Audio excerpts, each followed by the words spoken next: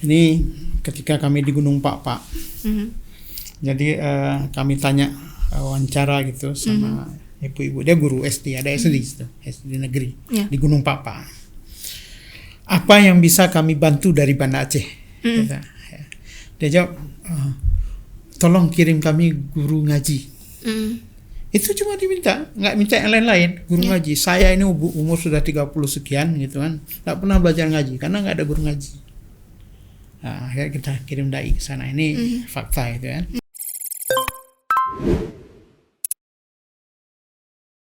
Assalamualaikum warahmatullahi wabarakatuh. Selamat datang kembali di podcast Habasuloh ya. Untuk kali ini kita akan membahas suatu hal yang cukup menarik dan sudah kita hadirkan di sini ada Ustadz Azhar. Assalamualaikum. Bagaimana kabarnya Ustadz hari ini? Alhamdulillah. Jadi Ustadz Azhar ini ya, sebelum kita mulai, Ustadz Azhar ini adalah beliau salah satu pendakwah di forum dakwah perbatasan ya. Jadi sudah jelas hari ini kita akan membahas tentang dakwah perbatasan itu sendiri, perbatasan Aceh ya, Ustadz Azhar. Dan juga mungkin kita akan berbincang lebih jauh gimana sebenarnya kondisi umat Islam di sana. Karena kan Ustadz Azhar sendiri udah lihat langsung ya. Ustadz Azhar sudah berapa lama menjalani dakwah perbatasan ini? Hampir 2 tahun. Hampir 2 tahun. Ya. Karena saya bukan orang yang selalu standby di perbatasan. Saya posisinya sebagai program manager di forum dakwah perbatasan. Kita ada beberapa program yang kita jalankan, yaitu pengiriman dai, menyekolahkan anak-anak. Jadi anak pedalaman perbatasan ini kita sekolahkan ke pesantren-pesantren di sini. Bahkan terakhirnya ada 10 orang kita kirim ke Jakarta. Ya, ke Jakarta itu sana. Kemudian ada pembinaan mualaf. Kemudian pembangunan masjid di perbatasan. Ini sekarang sedang berlangsung 2 masjid di Bumbun Indah dengan yang di Bukit Bintang Indah di Lauser. Kemudian beberapa masjid juga sudah selesai, termasuk di Pinem Dairi ya. Kemudian juga nanti kita akan bangun lagi daerah Lawilingga, daerah Dairi, masjid.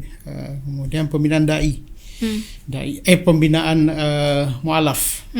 Jadi berdasarkan pengalaman, kalau mualaf ini kita bina di kampungnya itu susah berhasil, karena kan pagi mereka ke kebun, sore pulang udah capek. Ya, jadi akhirnya kita bawa ke sini selama 42 hari. Ini sudah 100 lebih lah sejak pembinaan, dan itu alhamdulillah sangat kalau menurut kami sangat berhasil ya. Karena ada beberapa kasus dalam 42 hari itu seorang anak yang tidak bisa baca, ya mu'alaf, umur belasan tahun, tidak bisa baca Al-Quran, dalam 40 hari dia sudah bisa baca Al-Quran walaupun agak terbata-bata. Ya, itu banyak hal-hal yang menarik dari dakwah ini. Kemudian ini banyak kasus-kasus, mungkin secara spesifik bisa kita ceritakan. Ada salah satu dai mu'alaf itu yang dia istilahnya dari Sebu Salam ya. Dia orang kaya, pedagang. Selama berdagang dia mungkin dapat penghasilan net itu 1 juta satu hari, kan besar itu. Cuma masalahnya dia nggak bisa tidur, orangnya kasar dan sebagainya. Setelah dia masuk Islam, dibina di sini di Banda Aceh, di Rumpik sini, dia pulang. Dia justru yang menghidupkan musala, menghidupkan masjid di kampungnya. Dia satu keluarga. Saya jumpa dengan bapak ini. Dan yang menarik, dia suruh anaknya untuk azan. Ini baru masuk Islam ya. Dia suruh anaknya azan. Dia pergi ke rumah-rumah yang orang Muslim. Dia bilang, saya ini baru masuk Islam yang menghidupkan masjid ya. Kalian yang lahir dari Islam gimana? Ini kan menarik ininya. Itu secara program umum daripada forum dakwah perbatasan. Kita juga sekarang akan meluncurkan program pembinaan ekonomi. Ya, ekonomi kita sudah melihat di Bumbun Indah dengan kasus istilahnya para tokeh ini, para rentenir menguasai para petani jagung di sana. Kita lihat ada peluang itu, kita bina petani kemiri.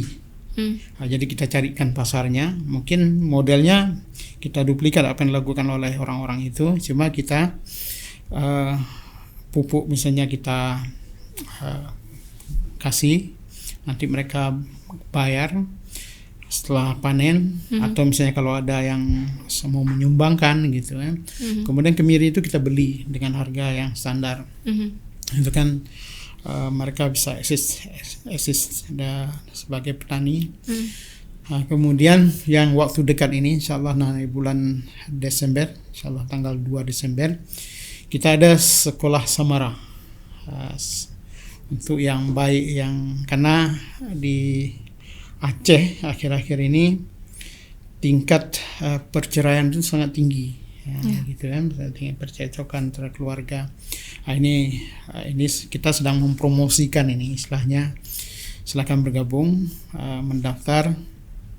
Mudah-mudahan dengan pendidikan samara ini bisa mengurangi jumlah perceraian itu. Angka perceraian itu. Ini secara umum program-program dakwah perbatasan. Karena tidak berarti kan dakwah perbatasan kami harus di perbatasan melulu, enggak. Iya, kan? Betul. Seperti kan ada Médecins Sans Frontières, dokter tanpa batas. Iya. Ini programnya dakwah perbatasan. Jadi dakwahnya yang di sana terus, orangnya kan nggak harus ya Ustaz ya. Tapi program-programnya yang diusahakan untuk dihidupkan di sana gitu ya. Oke, nah jadi kan Ustadz Azhar sudah melihat langsung ini bergabung dengan Forum Dakwah Perbatasan sudah hampir 2 tahun, artinya sudah bergelut langsung dengan berbagai problem di sana. Yang sudah Ustadz Azhar lihat langsung, gimana sih sebenarnya kondisi masyarakat di sana, terutama masyarakat umat Islamnya ya. Karena itu terjadi di Aceh, itu kita pantas menggunakan kata miris gitu, karena itu karena di Aceh. Mungkin kalau di luar Aceh orang bebas beragama, kan seperti itu. Saya pertama bergabung itu media. Saya suka bikin film dokumenter, jadi saya datang ke sana 2 tahun yang sebelumnya saya datang ke perbatasan Gunung Pakpak dengan itu. Gunung Pakpak itu masuk Aceh, kemudian Pintu Angin, itu cuma 2 lokasi yang kita buat. Karena kenapa kita masuk ke Sumatera? Karena dakwah kita pun ini namanya juga perbatasan ya, sebelah sini sebelah sana ya perbatasan gitu kan. Kita masuk ke Karo, di sana ada persoalan umat Islam itu yang jumlahnya di Pintu Angin sekitar 40 kakak, 39 kakak itu di 2 dusun masjid dengan dusun Sukadamai, 1 kakak tempat lain. Cuma yang menarik di sana, sebelum kita tempatkan dai di sana, ya, anak-anak Muslim itu dia belajar di sekolah itu tidak menyediakan guru agama Islam. Jadi yang diajarkan itu teologi Kristen sama anak-anak itu kan. Nah, itu yang tingkat dasar. Nah, ketika kita tanya, anak-anak saya sempat kita rekam itu, kita tanya, Tuhan kamu siapa? Jadi ragu dia jawabnya. Dia lihat kita dulu, Allah. Ya. Tapi sebelum kita datang, sebelum ada pengajian, kita utus dari sana. Anak-anak kalau kita tanya, agamamu apa? Tuhan kita siapa? Yesus jawab. Clearly gitu seperti itu. Kemudian ada juga itu dekat tingkat dasar. Kemudian di kawasan kita ini di Gunung Pakpak ini ada sekolah tinggi cuma SD, tidak ada SMP. Jadi paling tinggi SD. SD. Jadi yang SMP ini turun mereka ke Pintu Angin, itu yang paling dekat. Di Pintu Angin pun tidak ada sekolah pemerintah, yang ada sekolah Katolik. Yang SMP-nya kan, jadi di situ. Ya mereka pelaksanaan pendidikannya itu berdasarkan namanya sekolah agama gitu kan, ya berdasarkan apa mereka anak-anak itu misalnya yang perempuan umur belasan SMP kan udah besar itu anak ya. Jadi, di rumah dia pakai jilbab, sekolah peraturan tidak bolehkan jilbab ya, kemudian sebelum masuk berdoa the song itu mereka harus ikut di dalam di luar. Jadi pernah saya tanya sama tokoh di situ, bagaimana? Tidak ada solusi, tidak ada. Mereka cuma jawab begini, ini sekolah kami, kalau mau silakan, tidak mau keluar. Jadi tidak, dan tidak sekolah banyak pilihan. Tidak ada. Tidak ada. Jadi mereka kalau mau sekolah itu ke Merdinding itu agak jauh dari Pintu Angin gitu kan. Nah, anak-anak dari Gunung Papa ini yang masuk kawasan Aceh juga harus sekolah ke sana. Nah, ini sisi pendidikan.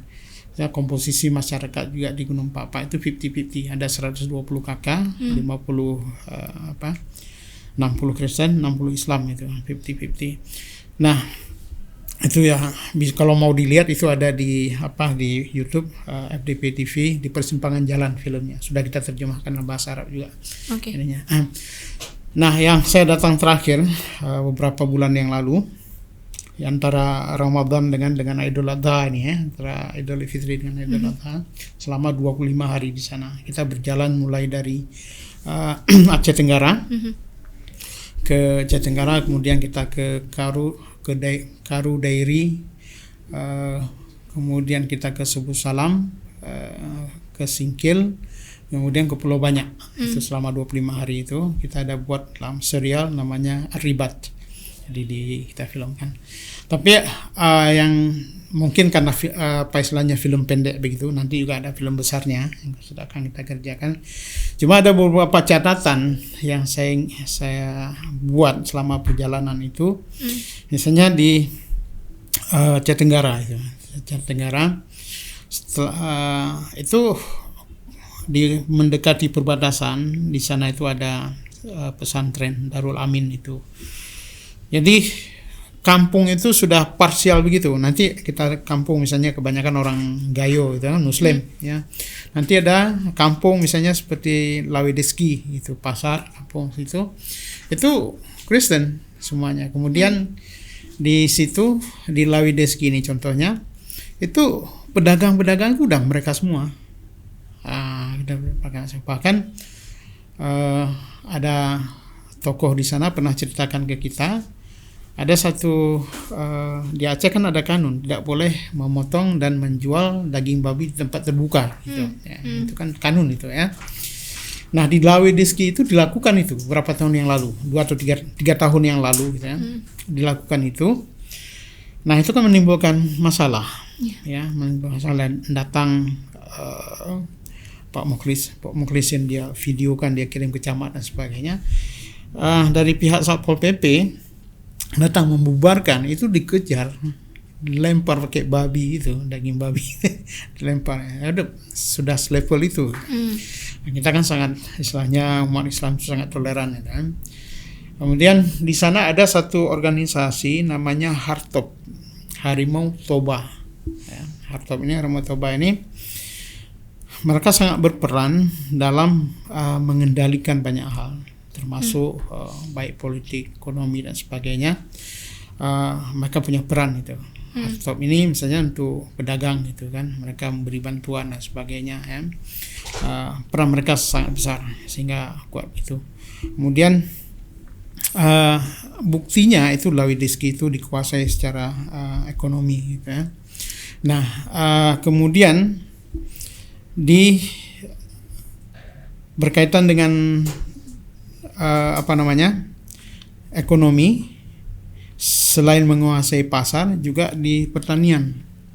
Di pertanian ini petani-petani sana rata-rata nanam jagung.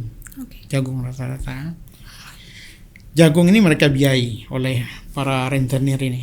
Ya, kasih pupuk, kasih bibit gitu kan, apalagi kebutuhan kan yang banyak itu kan itu bibit sama pupuk gitu kan.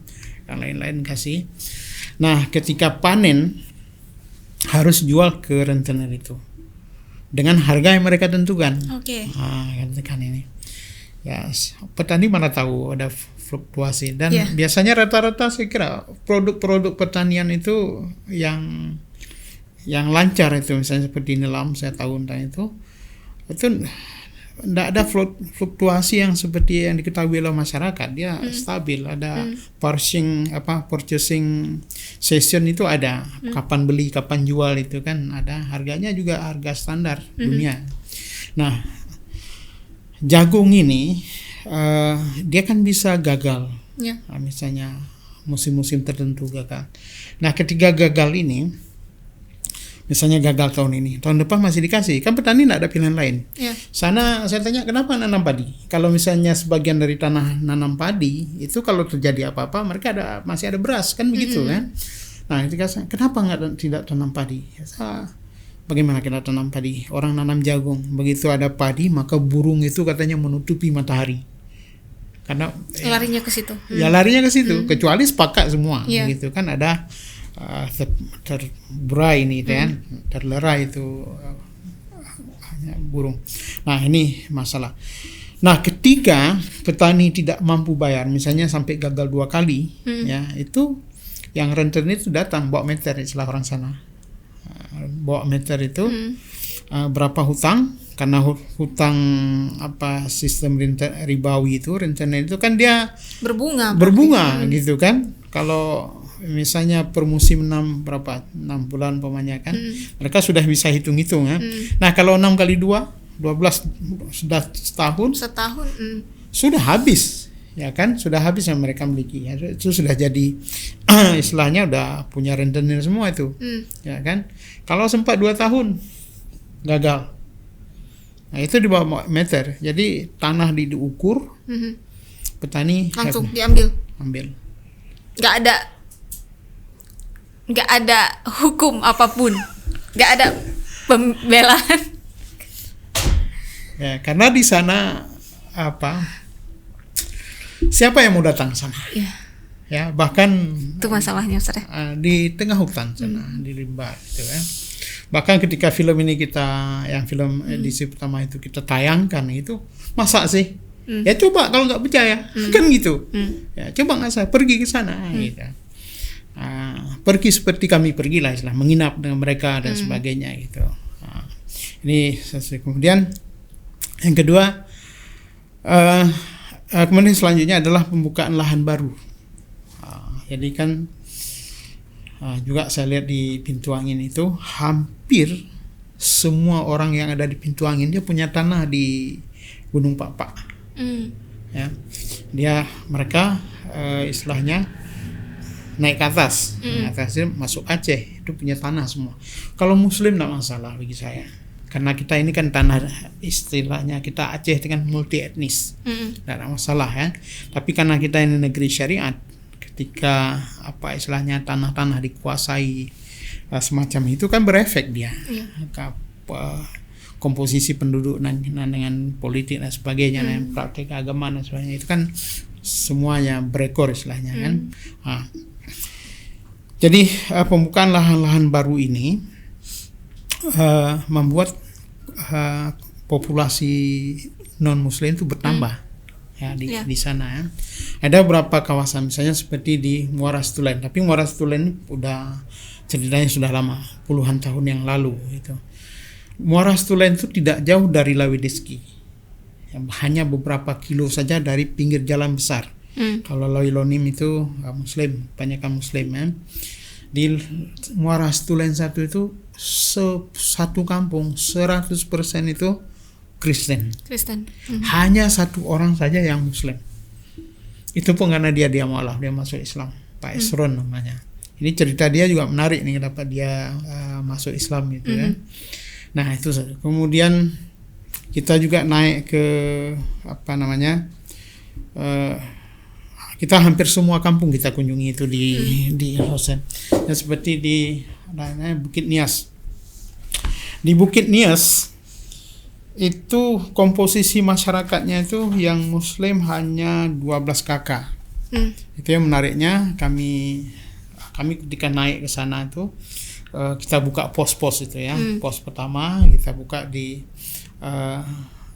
Kanemendi, di Uruk Biru, Uruk Biru Kanemendi itu pos pertama. Pos kedua di Bukit Bintang Indah ya. Nah, waktu kita di Bukit Bintang Indah itu ada hal menarik di situ. Itu komposisi umat Islam itu cuma 20% di Bukit Bintang Indah. Tapi kesyiknya ini kepala kampungnya Muslim. Nah, jadi kan menarik. Jadi bagaimana dalam dunia demokrasi ini Pak Kesyik ini dia bisa memenangkan istilahnya sebagai minoritas di situ. Kontes kontestan. Dia bilang semua cara itu ada cara. Ya, menarik. dia apa istilahnya melakukan pendekatan ke semua pihak, itu menarik. Dan dia Pak Arianto ini namanya Pak Arianto. Pak Arianto ini membantu kita memfasilitasi masuk ke kampung-kampung lain, gitu kan, kampung lain. Nah, ketika beliau nelpon ke ke Gunung Nias, tidak terlalu sekitar 3 kilo gitu. Nah, saya di sampingnya. Ini Pak, ada apa isinya? Ada tamu dari Banda Aceh, kita mau ke situ. Tanya, ngapain? Dari Forum Dakwah Perbatasan. Jadi langsung ditutup HP-nya. Nah, saya bilang udah jangan dipaksakan, biar aja itu kan. Nah, seperti itu. Nah, itu lingkungan kawasan-kawasan itu. Juga di Kompas, kawasan Kompas itu di Loser juga agak naik ke atas. Di situ juga Muslim hanya beberapa orang saja. Dia di dusun Kompas itu hanya beberapa orang saja. Tidak ada dai yang mengajarkan Islam. Jadi mereka kosong pengetahuan tentang Islam. Makanya kita turun ke sana. Kemudian migrasi penduduk. Migrasi penduduk dari sebelah sana. Kita kan di Indonesia ini setiap orang itu bebas dia memilih di mana dia mau hidup gitu kan, selama di NKRI ini ya itu hak warga negara gitu. Tapi sisi lain kita juga melihat ada strategi mereka pindah rame-rame, buka kampung baru, kampung di sana. Dari segi politis mereka mau ada wakil mereka, dan di Aceh Tenggara kan sudah 5 kursi kalau nggak salah dari partai yang berbeda mereka naik gitu kan. Kali ini mereka mau berusaha untuk bisa tembus ke DPRA yang sebelumnya belum pernah itu kan. DPRA ada di kalangan mereka, itu strategi politik mereka. Kemudian dalam ini sebuah proses antara satu dengan lain itu saling berkait. Membuka lahan baru, imigrasi penduduk, pembentukan pemukiman baru gitu ya. Jadi di sana itu sangat hebat gitu. Dusun pecah jadi jadi kampung. Jadi kampung. Jadi kampung. Akhirnya jadi kampung baru. Jadi kampung baru. Dengan jumlah penduduk dengan mayoritasnya. Ya, dengan mayoritas itu kan ada strategi masa depan gitu. Nah, kita kan lalai. Nah, ini yang saya sayangkan juga di sana selama kita di sana itu politisi yang Muslim, gitu, politisi Muslim. Namanya Muslim, dia mengaku Islam, tapi tidak ada gairah sama sekali untuk ideologi keislaman itu mereka bangkit gitu ya. Tiap misalnya menjelang pemilu ini mereka jaga betul itu orang sebelah sana ya, jadi jangan sampai kehilangan suara. Jadi bahkan keberadaan kita kadang-kadang mengganggu sebagian dari mereka. Kita kan pernah bawa Ustaz Abdul Samad ke sana gitu kan, kita nggak bisa sebutkan namanya. Dia berupaya agar Ustaz Abdul Samad ini jangan sampai menjangkau kawasan yang menjadi tempat suara dia kan. Tapi sisi lain dia untuk mendapatkan suara dari umat Islam seakan-akan dia yang bawa Ustaz Samad itu ya, dua kaki semacam ini ya. Bahkan ketika kita duduk dengan Ustaz Samad itu sebelum datang, saya ceritakan, dokter ceritakan tentang kondisi di sana. Jadi dibilang sama seorang politisi itu, itu sebelah sana, maksudnya di luar Aceh. Itu yang saya ceritakan. Saya menceritakan di luar perbatasan sebelah sana, juga perbatasan sebelah sini. Jadi dibilang itu luar sana, marah Ustaz Samad. Ini kalau cara berpikir seperti ini yang membantah itu ya, Islam itu nggak sampai ke kampung saya. Ya, artinya dakwah Islam borderless, tanpa batas dia, sans frontier. Jadi kemana saja kita bisa bergerak untuk menyampaikan dakwah, gitu kan, semacam itu. Ini sikap para politisi yang dari pihak kita itu kita sedih juga, gitu. Sudah tidak ada rasa sense of belonging terhadap umat, gitu kan.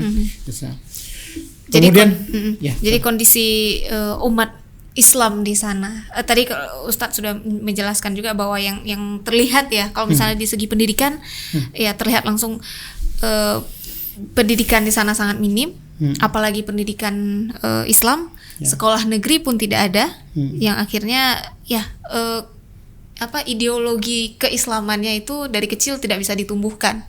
Jadi secara umum masyarakatnya pengajian, belajar keislaman itu memang sekurang itu. Ini ketika kami di Gunung Pak. Jadi kami tanya wawancara gitu sama ibu-ibu, dia guru SD, ada SD itu, SD negeri di Gunung Pak. Apa yang bisa kami bantu dari Banda Aceh? Dia jawab, tolong kirim kami guru ngaji. Itu cuma diminta, nggak minta yang lain-lain, guru ngaji. Saya ini umur sudah 30 sekian gitu kan, nggak pernah belajar ngaji karena nggak ada guru ngaji. Nah, akhirnya kita kirim dai ke sana. Ini fakta itu kan. Kemudian kasus-kasus lain berkaitan dengan pendidikan, ini penting sekali pendidikan, penting sekali. Dari pihak sana itu setiap kampung itu pasti dibangun TK, dan jumlah gereja di Aceh Tenggara terutama itu 100 lebih, 100, ada yang mengatakan 120 ya, karena tiap kampung ada 2 gereja, 3 gereja, 4 gereja. Satu kampung. Ya. Bahkan kampung seperti Bukit Meriah itu, tahun yang lalu saya datang gereja masih kecil, tahun ini saya datang udah besar. Nah, jadi dengan alasan perbedaan sekte mereka ya terserah, itu urusan mereka gitu, kita fokus ke kita gitu. Jadi mereka bangun TK, taman kanak-kanak PAUD itu kan, dekat gereja atau milik pendeta, yang sistem pendidikan yang ke sana gitu, sehingga diceritakan sama seorang tokoh masyarakat di sana, itu anak-anak ketika Desember Natal itu semangat, meriah sekali karena kan mereka dibina dari TK semacam itu kan, meriah misalkan senang mereka. Maksudnya kalau sudah Natal itu udah senang gitu ya. Tapi begitu bulan puasa santai aja, hari raya nggak ada apa-apa gitu. Nah, ini kan pengaruh pendidikan. Pengaruh pendidikan. Ini masih istilahnya perhatian kita terhadap pendidikan dasar terutama. Ya, itu harus sama-sama kita untuk. Maka kita insyaallah ini sedang berusaha untuk membangun PAUD juga di Gunung Pak ya. Bapak ini dalam proses untuk wakaf tanah dulu dari pihak mereka. Tanah sudah ada, tanah umat kan. Nah, kita akan bangun PAUD. Kemudian dari segi politik mereka itu punya planning yang sangat bagus untuk menguasai kampung itu, posisi terutama posisi kecil kepala kampung. Kampung. Misalnya sebuah kampung yang komposisi umatnya itu katakanlah 50-50 ya kan. Mereka satu masuk sebagai calon ya. Kalau dari Islam satu juga masuk, kan kemungkinan win solution ya. 50 sana 50 sini. Tapi mereka berusaha memprovokasi agar dari Islam itu naik 2 calon, biar pecah kan, pecah suara kan, pecah suara. Begitu pecah suara, yang sebelah sana bulat suaranya kan, tapi yang kita enggak. Ada juga yang ke sana. Kemudian politik uang itu untuk level kampung gitu, kampung. Itu serangan pajak itu sampai 400.000. Saya pikir untuk level kampung serangan pajak 400.000 itu besar itu, ya besar itu. Makanya ada kasus istilahnya mereka memenangkan dengan cara-cara semacam itu. Ini berhubung waktu kita juga tidak lama ya untuk episode kali ini, sebenarnya masih banyak sekali yang perlu kita kupas karena melihat cerita Ustadz yang betul Ustadz itu sangat miris kayak gitu, dan selama ini yang kita anggap adalah Aceh ini syariat Islam ini penduduk di seluruh Aceh sudah mantap semua, maksudnya sudah jangkauan pendidikan agamanya sudah baik semua, ternyata masih banyak yang luput gitu ya. Oke Ustadz, sebelum kita tutup ada yang mau disampaikan? yang saya ingin sampaikan pada semua umat Islam di mana saja berada, gitu kan. Anda kalau ibadah salat, insya Allah masuk surga, ya. Puasa masuk surga. Tapi begitu Anda mati, salat itu nggak bisa ditegakkan lagi, sudah mati, gitu kan. Dan terlibatlah dalam dakwah. Ya, sampaikan satu kalimat ini akan hidup. Kan kalau satu orang itu yang kita Islamkan, ya, apa saja amal perbuatan yang dia lakukan, kita akan dapat pahala, ya, termasuk pada anak keturunan itu akan dapat pahala, gitu ya. Kemudian pekerjaan istilahnya dai ini bukan lulusan dari UIN saja, dari Al-Azhar saja, dari pesantren daya. Itu tugas kita semua. Karena Nabi mengatakan balighu anni walau ayat. Walaupun satu ayat, ya itu akan berguna, gitu kan. Toh kita Aceh ini ketika dibawa Islam oleh orang-orang Arab itu kan bukan ulama yang turun, pedagang, gitu kan. Pedagang malah karena sudah bercampur dengan India lagi kan, datang ke sini. Makanya istilahnya mau betul-betul survive dalam hidup ini, ya dakwah dunia dan akhirat, gitu kan. Seperti yang kita dengar dari cerita Ustadz Azhar tadi ya, bahwa bukan cuman untuk menanamkan ideologi mereka yang benar saja tentang Muslim, tapi banyak hal kesejahteraan mereka. Jadi bukan hanya tanggung jawab Ustadz ya, gitu. Bukan hanya tanggung jawab Ustadz, karena kesejahteraan mereka itu tanggung jawab yang lain lagi, itu bagian lain lagi, kesejahteraan dari segi ekonomi, ketersediaan pendidikan, gitu Ustadz ya, dan lain-lain, supaya ya mereka ideologinya bagus, kehidupan masyarakatnya bagus. Dan tadi kan dari ekonomi juga yang sangat memprihatinkan karena masih hidup dengan kungkungan rentenir tadi, Ustadz ya. Bukan saja kita berpikir mendirikan masjid, tapi juga mendirikan TK, mendirikan sekolah, mendirikan sentral-sentral ekonomi. Menghidupkan pasar-pasar. Kemudian kita berusaha untuk hasil pertanian mereka kita jual. Dan itu nilai-nilai Islam yang memang harus kita masukkan, gitu ya, ke saudara-saudara Muslim kita di sana. Kita doakan Ustadz dan teman-teman dari Forum Dakwah Perbatasan ya, semakin bisa, semakin kuat untuk menjalankan itu semua, semakin banyak juga yang menaruh perhatian bahwa ini masih ada yang perlu kita lihat loh di perbatasan Aceh sendiri, gitu Ustadz ya. Terima kasih banyak Ustadz Azhar yang sudah sharing bersama kita. Ini kayaknya untuk episode-episode selanjutnya masih banyak yang perlu kita bahas, gitu ya. Semoga masih bisa datang lagi Ustadz Azhar ke podcast Habasuluh. Dan terima kasih juga untuk sahabat Habasuluh yang sudah menonton. Kami mohon maaf jika ada kesalahan kata, dan kami juga pamit undur diri. Wassalamualaikum warahmatullahi wabarakatuh.